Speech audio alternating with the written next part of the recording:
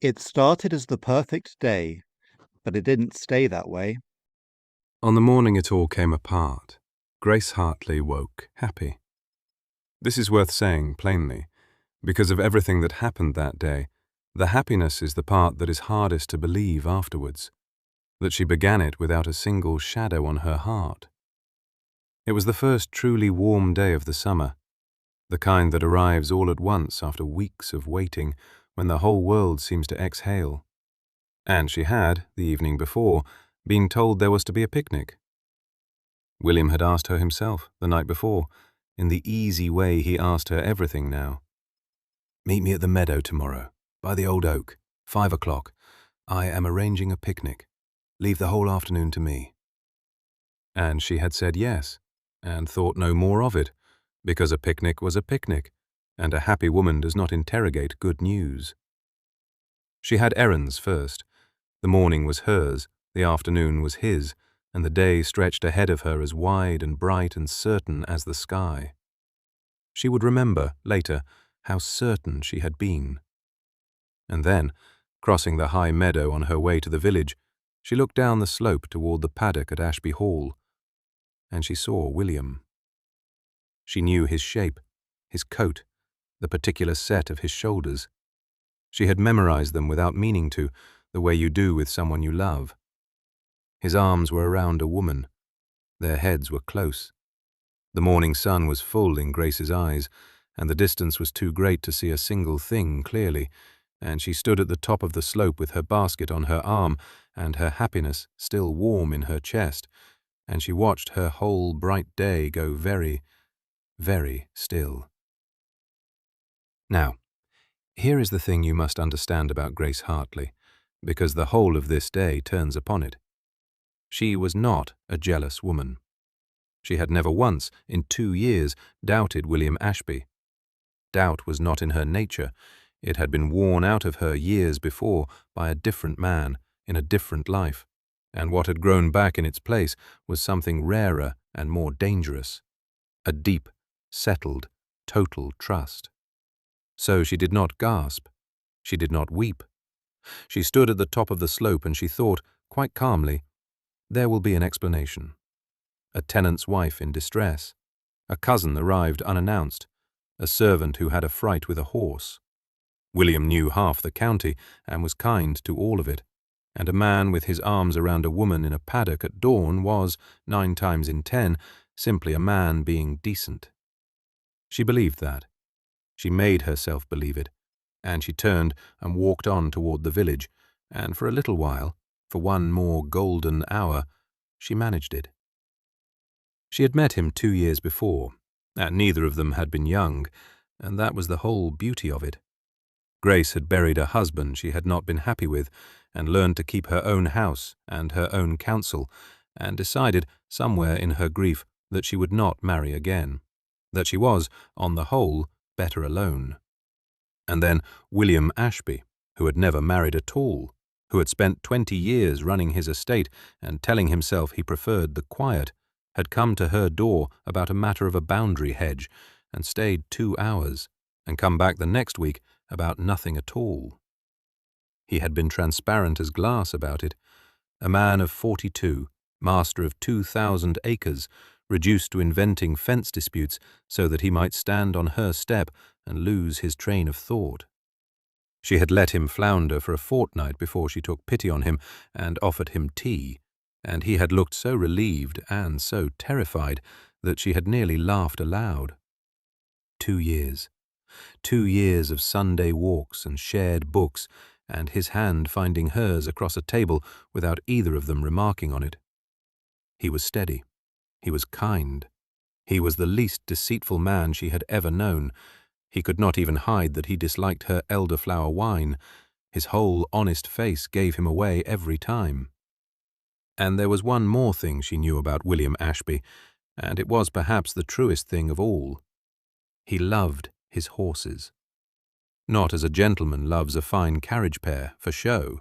He loved them the way some men love the sea, helplessly, and his whole life long.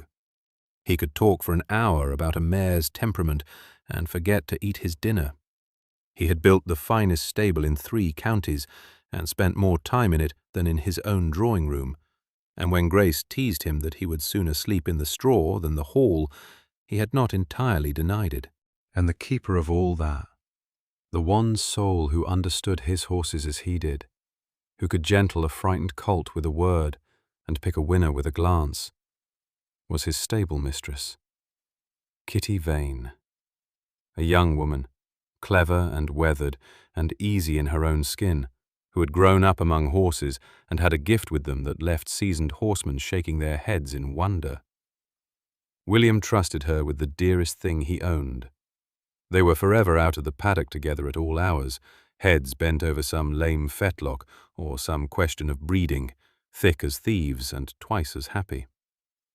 Grace had never minded it. Why should she? A man was entitled to his passion, and a stable mistress was a stable mistress. She had watched the 2 of them at the rail many a time and thought only how good it was to see him so contented. She would think of it differently before this day was out. That was the man she had seen in the paddock. That was the man she trusted. She held on to that for as long as she could. To understand the morning Grace Hartley had, you must first understand her village, for it was the whole world to her, and she knew every soul and stone of it. It was called Nettlecombe, and it sat in a green fold of the hills, with a stream running through the bottom of it, and the church at one end, and the Hall Road at the other. And, on a market morning in high summer, it was as busy and as cheerful and as gossiping a place as any in England. The High Street ran down the middle of it, warm yellow stone on either side, and the smell of it on a morning like this was new bread from Bunce the baker's, and horse, and cut hay, and the green river smell coming up from the water meadows. Bunce himself was out in his apron, white to the elbows, arguing in the friendliest possible way with the carrier over the price of a sack of flour. Old Tom Pegg sat on the bench outside the smithy, where he had sat every morning for 30 years, mending nothing, watching everything, his stick across his knees. The widow Anstey went by with her basket of eggs, calling good morning to the Dyer girls, who were scrubbing their mother's doorstep and flicking suds at each other when they thought no one was looking. A knot of children chased a hoop down the cobbles and very nearly went under the wheels of Mr. Selwyn, the corn merchant's gig, and Mr. Selwyn pulled up and shook his whip at them and laughed while he did it. At the pump, 3 women stood with their pitchers, deep in the great matters of the parish, whose pig had got into whose garden, whose daughter was walking out with whose son, whether the curate's sermons had got longer since Easter, or whether it only felt that way.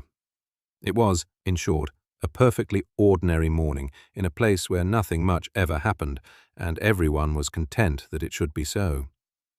And Grace walked down into the middle of it with her basket on her arm and the dawn still cold in her chest, nodding to Tom Pegg and stepping round the hoop and the children, and she told herself with every step that there would be an explanation.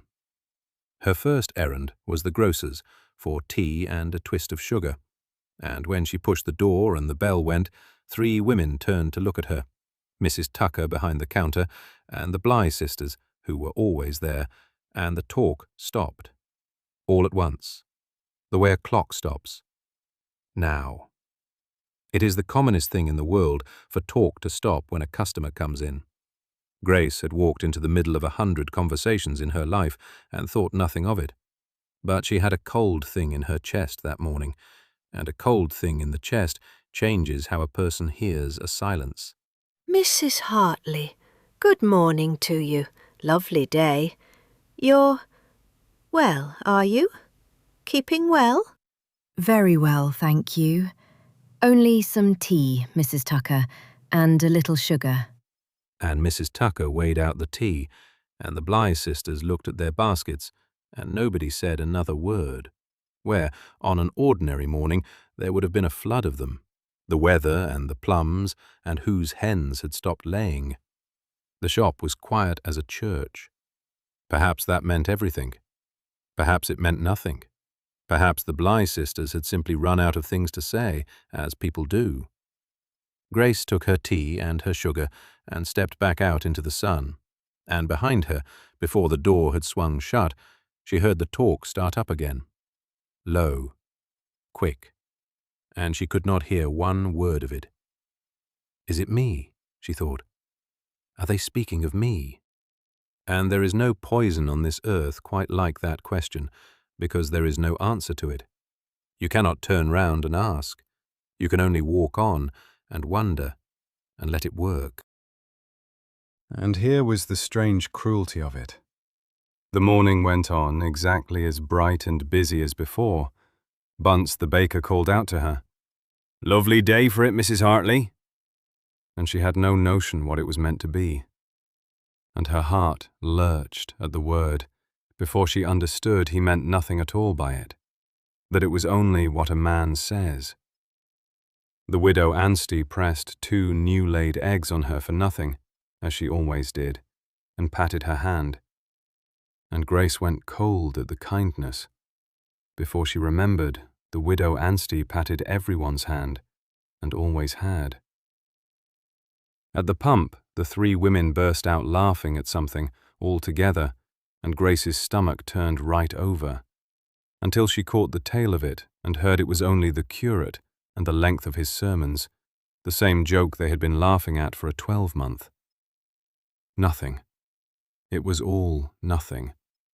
A baker's pleasantry, an old woman's eggs, a joke about a sermon. On any other morning of her life, Grace would have walked through it warm and unthinking, one more friendly soul among friendly souls. But the dawn was still cold in her chest, and a heart with a splinter of fear in it cannot leave a single thing alone. It takes up each harmless kindness and each harmless laugh and turns it over, looking for the blade in it. The village had never been warmer to her than it was that morning, and she had never in her life felt so entirely outside of it, walking through her own neighbours as through a crowd of cheerful strangers, certain that every smile had a pity hidden somewhere behind it. Her way to the dairy took her down Wash-house Lane, the narrow, cobbled cut that ran behind the high street to the village wash-house, the low stone shelter over the spring conduit where the women of Nettlecombe brought their washing, and where, it was well understood, more of the parish's business was settled over the troughs than ever was in the church. The cobbles were always wet here, and the air always smelled of soap and lye and warm stone, and there were 6 women at the troughs that morning, with their sleeves rolled and their arms red to the elbow, the steam rising, the slap and ring of wet linen going without a pause. Big Suki Marsh had a sheet twisted round the dolly peg and was wringing it like she meant to throttle it. The Dyer girl's mother was scolding someone's boy for paddling in the conduit. 2 of the Pardee lot were singing something, flat and cheerful, and old Granny Tuck sat on the mounting block in the sun, where she sat every day of the world, passing her remarks on the linen and the weather and the morals of everyone who came past, as was her ancient right. It was the homeliest scene in the parish, and Grace had stood among it 1,000 times with her own washing. But she did not stop this morning. She came down the lane quick, with her basket and her eggs and her cold heart, and she only meant to pass through to the dairy at the bottom. And as she passed, did the singing falter? Did Suki Marsh's ringing slow? Did a head or 2 come up from the troughs and turn to watch her go by?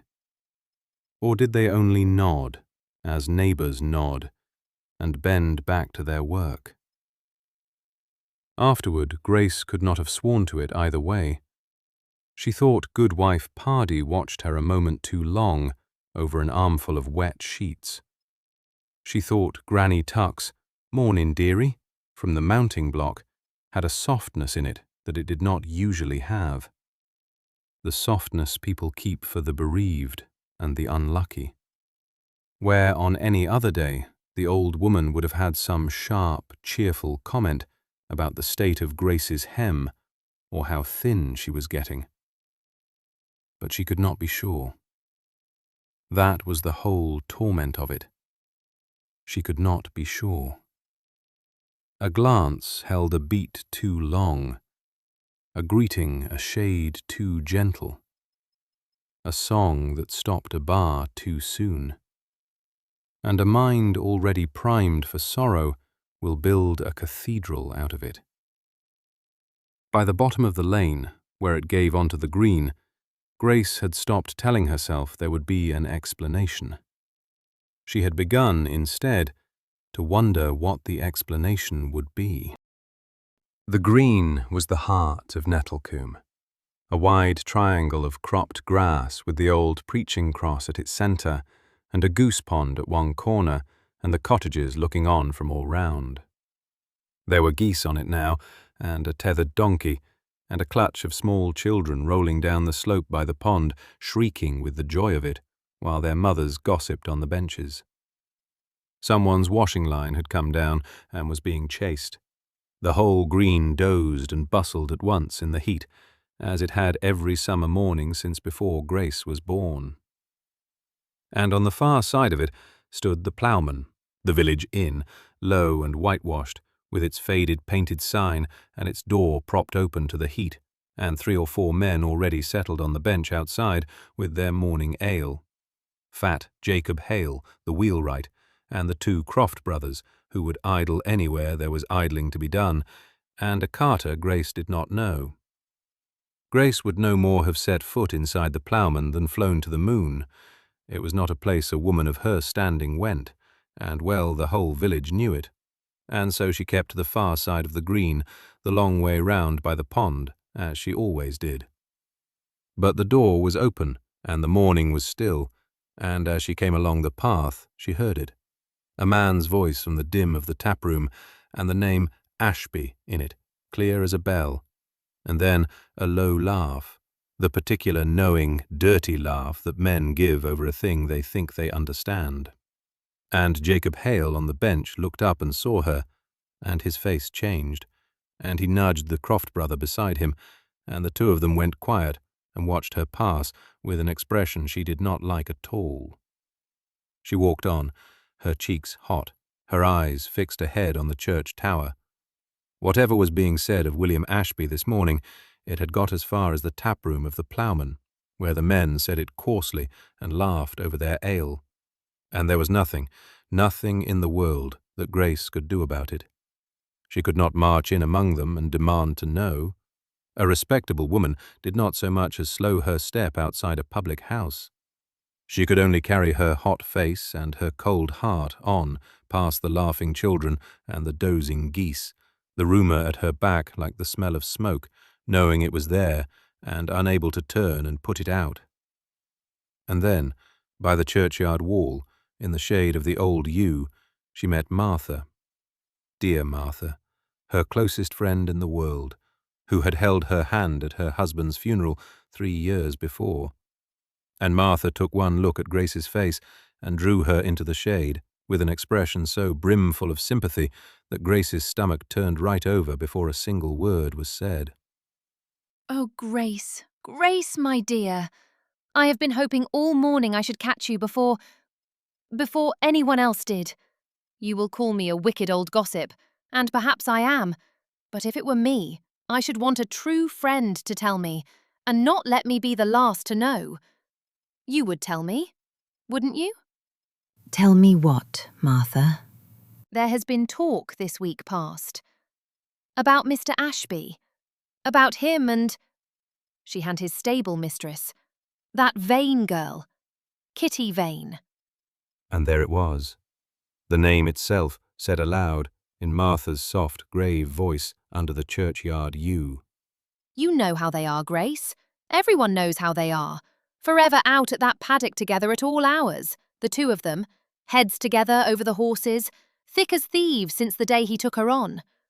A young woman like that, and handsome in her way, and sharing his great passion as no lady ever could. Well, people have wondered. People have wondered a long while, and been too fond of you to say. And then this morning, Sally Withers comes to me white as a sheet and swears on her mother's grave she saw the two of them in the paddock at first light. In an embrace, Grace, his arms clean about her. And I told her she'd seen wrong, I did. But then I thought of you, and I thought she ought to be told. And the terrible thing, the thing that took the strength clean out of Grace's knees against the warm stone of the churchyard wall, was how well it fit. That very morning, at the top of the slope, she had soothed herself with the likeliest, kindest thought of all. It is only Kitty about the horses. It had been her comfort. It had been the dull, good, ordinary explanation she had wrapped herself in and carried down into the village. And now Martha, in her gentle, dreadful way, had picked up that same comfort and turned it over in her hands and shown Grace the blade hidden in it. Only Kitty. Of course it was Kitty. Who else would it be, out at the paddock at first light? She knew, none better, how he loved those horses. Knew he would sooner be in his stable than his own drawing room. She had watched him and Kitty Vane at the rail 100 times, heads bent close, easy and absorbed and happy, in a way that she, who could not tell a fetlock from a forelock, had never once been able to share. She had thought it charming. She had thought nothing of it at all. And now Martha had taken that same charming picture and turned it over and shown her its other face. A man and a young woman, bound by a passion his sweetheart did not share, out together in the dawn before the world was awake, in an embrace. It was not a stranger at the hall. It was worse. It was the one rival Grace could never hope to answer. For she could be a wife to William Ashby, but she could never be what Kitty Vane was to him. Out there, at the rail, in the early light. There will be an explanation. William is not that sort of man. You don't know him as I do, Martha. No, dear. I'm sure he isn't. I'm sure there's an explanation. And Martha said it in the exact tone that means, there is no explanation, you poor lamb. And I am so very sorry for you. She did not mean to wound. That is the worst of it. She meant only kindness, the soft delivery of a blow she believed was already falling. And she did not, in truth, know a single thing. She had a frightened girl's account, and a week of murmuring, and her own loving, fearful imagination. And out of those 3 threads, she had woven a betrayal whole. Exactly as Grace was weaving one. Exactly as the men in the ploughman and the women in the grocers were each weaving their own. Not one soul in Nettlecombe that morning had the truth of it. They had only the shape of the truth, with the meaning turned inside out. And they passed it, hand to hand, down every lane in the parish, each telling, making it a little more solid, until a thing that no one knew had become a thing that everyone said. I must go. I have errands still. She had no errands. She could not have named one. She only had to get away from Martha's gentle, pitying, dreadful face before it finished what it had begun. She went the only way that led her out of the village without passing back through it. Down Mill Lane, where the stream ran alongside the path and the old mill wheel turned slow and dripping green in the mill pond, and the willows hung down to the water, and the noise and the eyes of the high street fell away behind her, until there was only the turning wheel and the water and her own quick footsteps on the dry path. and in that quiet, away from Mrs. Tucker and the Bly sisters, and the men of the ploughman, and dear, dreadful Martha, Grace Hartley took herself firmly in hand. Enough, she told herself, and the word was steady and clear and entirely her own. The voice of the sensible woman who had run her own house and her own life for 3 years. Enough of whispers and sideways looks and Sally Withers and people have wondered. Not one soul she had spoken to all morning actually knew a single thing. They had a frightened girl's tale and their own imaginations. And so, if she was truthful, did she. She had let half a village's guesswork half persuade her of a thing she had not even seen plainly with her own eyes. Well, there was one cure for guesswork, and it was the truth. And there was exactly one person who had it. She would go to William, and she would ask him, plainly, to his face. And she would believe what his face told her. For whatever else she doubted this morning, she did not doubt that William Ashby could not tell her a lie and make it look like anything but one. It was the right decision.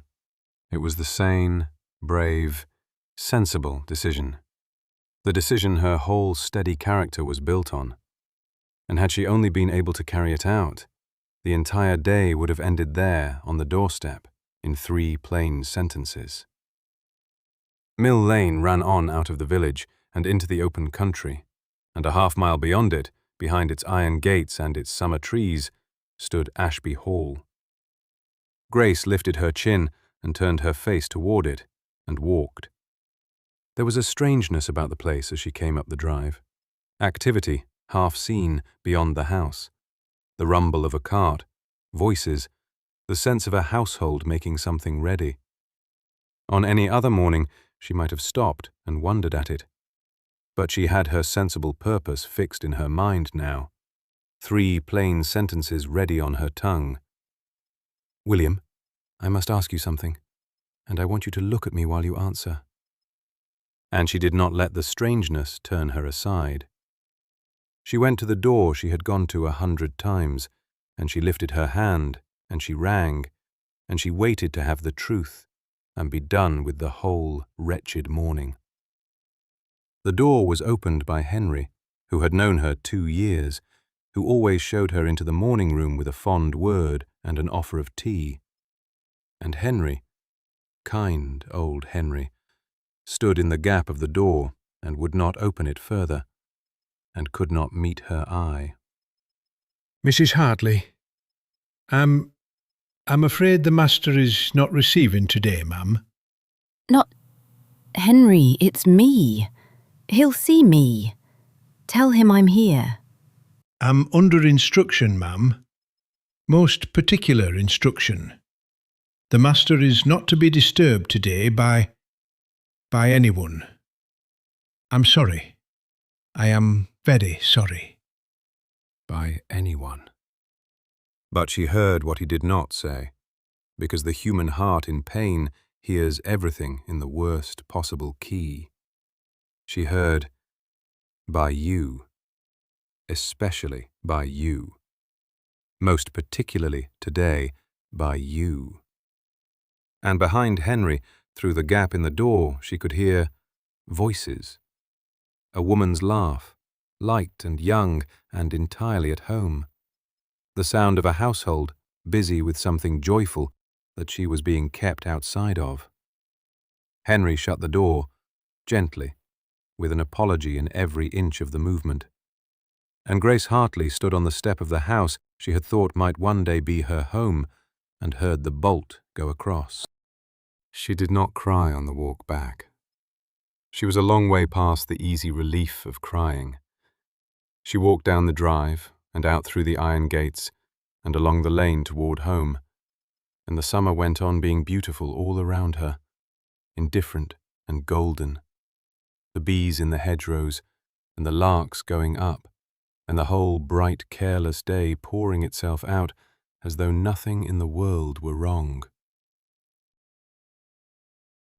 Coleman's Field lay drowsing in the long heat of the afternoon, and the stile at the edge of it was warm to the touch where the sun had been on the old grey wood all day. The hay was in, and the stubble shone pale gold to the hedges, and the air was thick and still and full of the small, dry sounds of high summer. A grasshopper somewhere in the verge, the soft tear of a sheep cropping grass 2 fields over, a wood-pigeon turning its slow 5 notes over and over in the elms. It was the loveliest hour of the loveliest day of the year, and Grace Hartley sat down on the warm wood of the stile in the middle of all of it, and felt as though the summer belonged to some other woman entirely. She sat a long while. She and William had sat on this very stile 12 times, on 12 evenings, and she took off her bonnet now and set it in her lap, and turned her face up to the sun, and she thought about the picnic. 5 o'clock. The old oak. Leave the whole afternoon to me. And now she understood it differently. He had arranged to meet her, privately, away from the house, at the end of the day. Of course he had. A decent man does not break a woman's heart in his own drawing-room, with the household bustling past the door. He takes her somewhere quiet and kind. He chooses a meadow and the golden hour, and he does it gently, because he is gentle, because that gentleness was the very first thing she had loved in him. He was going to end it under the oak tree. The picnic was only the kindness with which he meant to do it. So the question, sitting on that stile with the afternoon draining away, was whether to go at all. Every sensible voice in her said, "Do not. Send a note. Spare yourself the long walk and the sight of his sorry, gentle face, and the speech he had no doubt prepared." Martha would have said, "Have some pride, Grace. Do not stand there and let him deliver it." Her own bruised heart said, "Stay here. Go home. Bolt the door and let the day end." But there was another voice, older and harder and entirely her own, and it said, "You will not be the woman who hid." She had loved him truly and without reservation for 2 years. If it was ending, she would stand in front of him while it ended, and look him in the eye and hear it. She would not grant him the comfort of doing it by letter, and she would not grant herself the cowardice of receiving it that way. She would walk to the oak at 5 o'clock with her back straight and her bonnet tied, and she would let him say it to her face. And then she would go home and begin, again, the long, slow work of being all right alone. She had done it before, once. She knew how it was done. Very well, then. Let him say it. And she rose from the stile, and she set her face toward the high meadow and the old oak tree, and she walked to meet the end of the thing she had been most sure of in all the world. The high meadow lay over the brow of the hill, and the old oak stood at the center of it, and from the bottom of the slope you could not see either. You could see only the long grass bending in the warm evening wind, and the gold light pouring over the top of the rise, and the sky going slowly to honey behind it.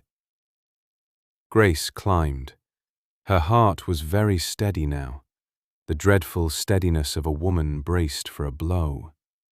She rehearsed nothing. There was nothing to rehearse.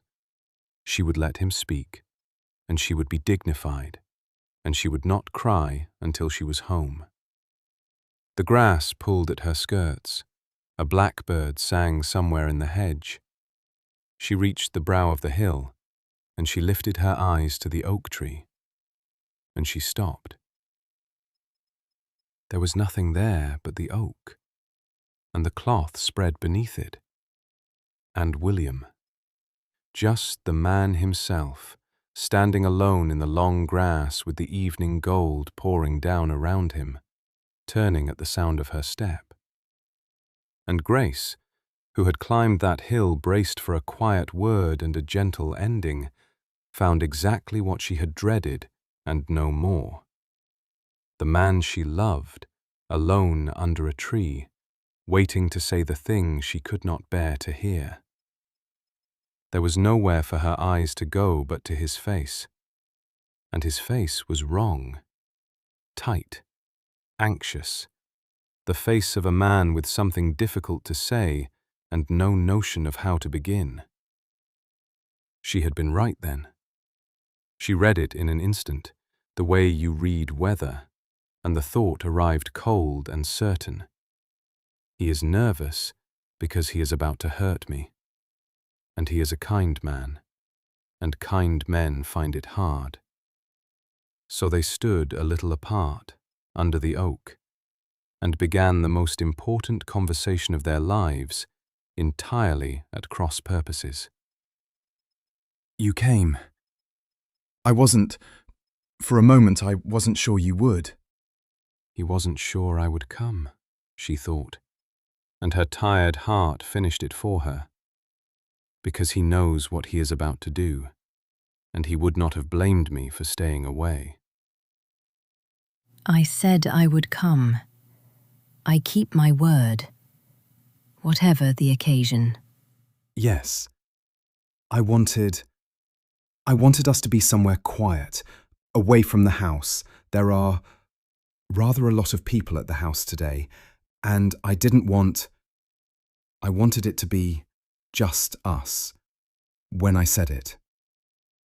A lot of people at the house, she thought. Away from the house, somewhere quiet, just the two of us, so that no one should witness it, so that he might be kind about it. And then came the thought she had been holding off all day, the one she could no longer keep out. This is where he ends it. Every word the poor man chose to soften his surprise, she heard as the careful arranging of a blow. And one by one, quietly, like a candle guttering out, she felt the last of her hope go.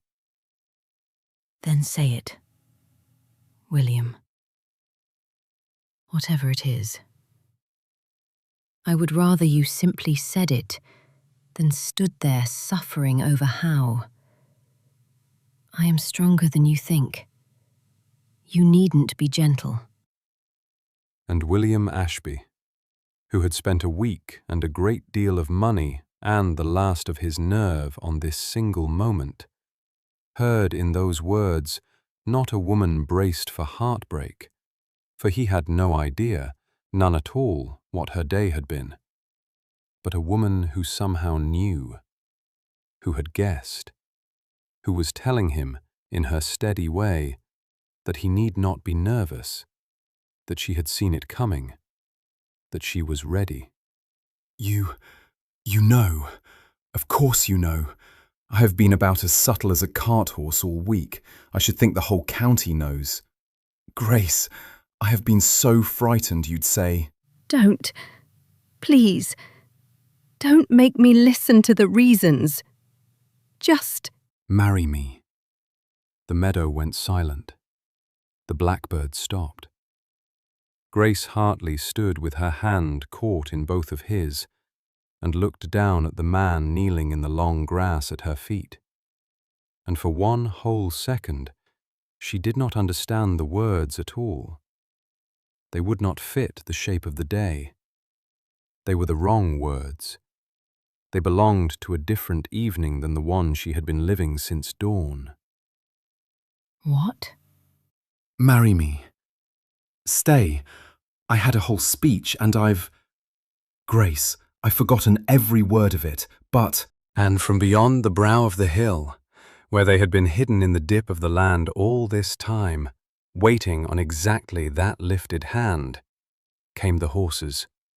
6 of them, over the rise, manes plaited with flowers, led by a young woman in a riding habit with her sleeves pushed up, and along their flanks, board by board, rising and falling as they came, the painted words, "Grace, will you marry me?" But it comes to this. I have been quietly out of my mind about you for 2 years, and I do not want a single morning more in that great cold house without you in it. Stay. Be its mistress. Be my wife. Say yes, Grace, please. You, William Ashby. I have spent this entire day, the whole of it, certain you were leaving me. I saw you at dawn with Kitty, and did not know what I was seeing. And the grocers went silent when I walked in, and the men outside the ploughman laughed. And then Martha sat me down by the churchyard and told me half the parish thought you'd lost your heart to your own stable mistress. And I believed it, William, God help me, because I have watched the two of you at that rail, and I have never once been able to love those horses the way she does. And then Henry shut the door in my face, and I sat on Coleman's stile and decided how I would hold my chin up while you broke my heart under this tree. Oh, Grace, no, no, no. And the whole time, you were teaching horses to spell. And there it was, the laugh breaking up through the tears like sun through rain. The two of them so tangled together she could not have said where the grief ended and the joy began. William surged up off his knee and caught her, and she let herself be caught. And she cried into his collar and laughed at the same time, and hit him once, not hard, on the shoulder, for the day he had put her through without ever meaning to. Yes, of course it is yes. After today it could not possibly be anything else, though I shall never forgive you for Henry. The poor man looked as though he might die of it. He very nearly did. And Grace, Kitty Vane is the best hand with a horse in 3 counties, and this fortnight past she has been the truest friend I have in the world, because she and Henry are the only 2 souls I trusted with this. That is all she is to me. What you saw at dawn was a grown man weeping on his stablewoman's shoulder because 6 unruly horses had finally learned to walk a straight line and carry the only question that has mattered to me in 2 years. I love those horses. God knows I do. But I have never once, in all the hours at that rail, wished the woman beside me were anyone but you. You cannot tell a fetlock from a forelock, and I would not have you any other way. You are the bravest woman I have ever known, Grace Hartley. 2 years I have been sure of it. Today only proved me right. They had the picnic after all, in the last of the gold light, with the horses cropping the grass nearby and their ribbons coming loose, and Kitty raising a flask in salute from where she sat against the trunk of the oak. Word travels faster than any horse in a village, and by the time the sun was low, there were figures gathering in the lane below, drawn by the sight of 6 flower-maned horses on a hilltop, spelling a question across the sky, and piecing together at last the true shape of the thing they had all half guessed, and none of them had known. Mrs. Tucker the grocer was among them, and Bunce the baker still in his apron, and the widow Anstey with her basket, and Granny Tuck, brought up in a wheelbarrow by one of the Pardee boys, because she would not be left out of it for anything in the world. Even Jacob Hale and the Croft brothers came up sheepish from the ploughman, having said some things that morning they were now very keen to be seen to forget. And even, eventually, Martha, who would tell the story for years afterward, and who would, to her enormous credit, always tell it against herself.